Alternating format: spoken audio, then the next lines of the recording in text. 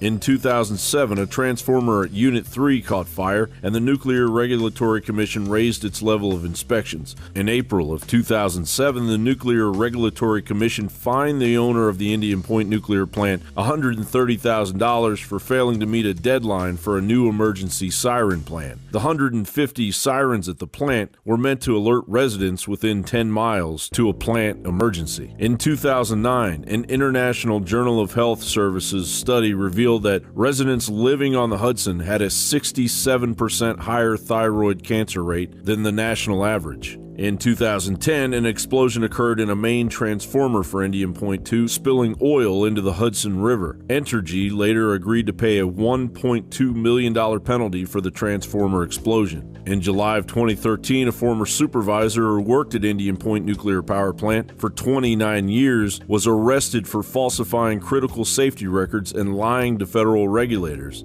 In June of 2015, a Mylar balloon floated into a switch yard, causing an electrical problem resulting in the shutdown of Reactor 3. In July of 2015, Reactor 3 was again shut down after a water pump failure. On December 5, 2015, Indian Point 2 was shut down after several control rods lost power. Obviously, Indian Point could potentially be a repeat of the, at the very least, Level 7 Fukushima Daiichi disaster if a nuclear meltdown occurs due to a hurricane or other natural event leading to equipment failures. However, a similar disaster would require the evacuation of 5.6 million people and render Manhattan a no-go zone for decades. In 2004, a study by the Union of Concerned Scientists estimated as many as 44,000 near-term deaths from acute radiation syndrome and as many as 518,000 long-term cancer deaths could occur in people within 50 miles of Indian Point in the event of a severe accident.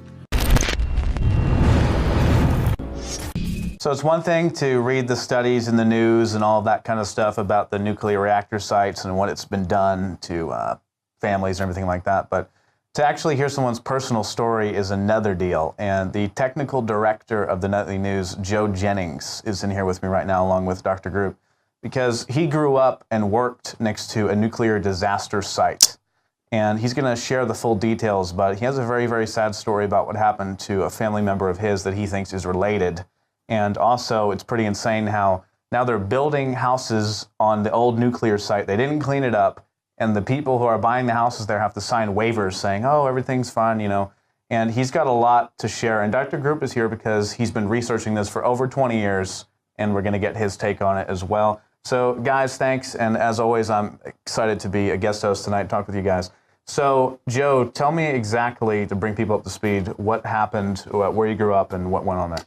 So I grew up in Thousand Oaks, California. Went to high school there, everything like that. My father worked in that area. It is just, I would say, northeast of Simi Valley, the Santa Susana Pass. I also worked in Simi Valley, right? I could look at the Santa Susana Pass where they were testing rocket engines. You always knew they were testing because your house would shake. That's where they tested most of the space program's engines for the shuttle, for any kind of rockets. It was called at one time Rocketdyne, owned by Rockwell International. Now NASA bought it. Now Boeing owns it. So it's changed hands over the years. But in the 1950s, that's where they had a Site 4, which was several experimental nuclear reactors. Those were put next to the rocket engines and stuff like that. They were doing all kinds of testing there.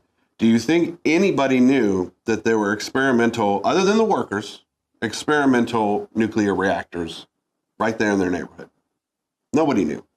So basically what happened was in '59, the reactor broke and started building up giant amounts of radioactive gas inside the reactor. It was going to melt down like Chernobyl.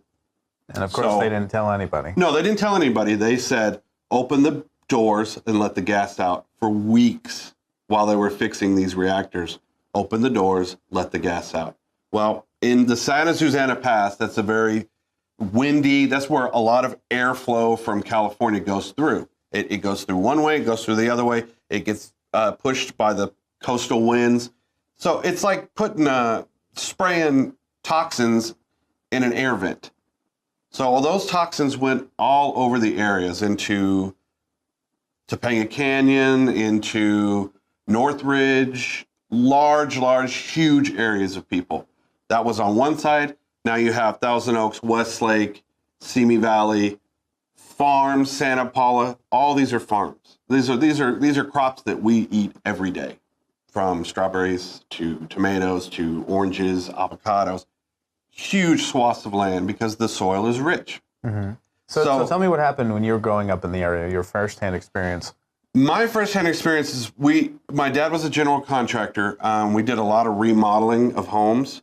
So what we would do is we would come into these homes and they'd want their houses repainted or whatever, but they didn't want the wood replaced. They wanted you to sand down 30, 40 years of paint back down to the wood so that you could repaint it so that you didn't have that kind of gross looking repainted wood look. Right. So we would go in there and sand all this stuff down. We'd also repair stuff in the homes and stuff like that. So after the Northridge earthquake, which was massive, as we know, a lot of soil and dust and contaminants and everything were coming out of most of these homes that were built in the 50s. Nobody said anything about that. Lots of people went and worked on these homes, made, good money remodeling these homes, fixing, repairing. Including you. Including me. I was working with my dad, and at no point did my dad say, "Oh, that might be bad." Right. No. Oh, so here, son, here's a sander. No one said anything about it. You were taking off the lead paint from the 50s. Yes. Just ripping up the houses. Yeah. With all the gases that were released all over the place. Oh yeah. And just here's a sander. Here's one of those little tiny masks dust mask. Have at it, son. Get the work done. Let's do it. So what happened? So years later, I would say a year and a half ago, we get the call that he's sick. And I was it's Dad. He's not, what's wrong with him? He's just being, a panty waste. That's what they would call him. And the doctor said, no, he has a tumor. And I said, a tumor? A brain tumor? They're like, yeah, he has a glioblastoma. And it was, when he was diagnosed, it was very small. It grew within 6 months to the size of a baseball in his head. So basically what it did was it just slowly stopped functions in his body. In our family, there's no history of any kind of brain tumor, cancers, anything like that, ever. So my family are sitting back going, where did this come from? Did he get into something when he was younger? Because he partially grew up in San Antonio near, maybe there was something in San Antonio that was bad.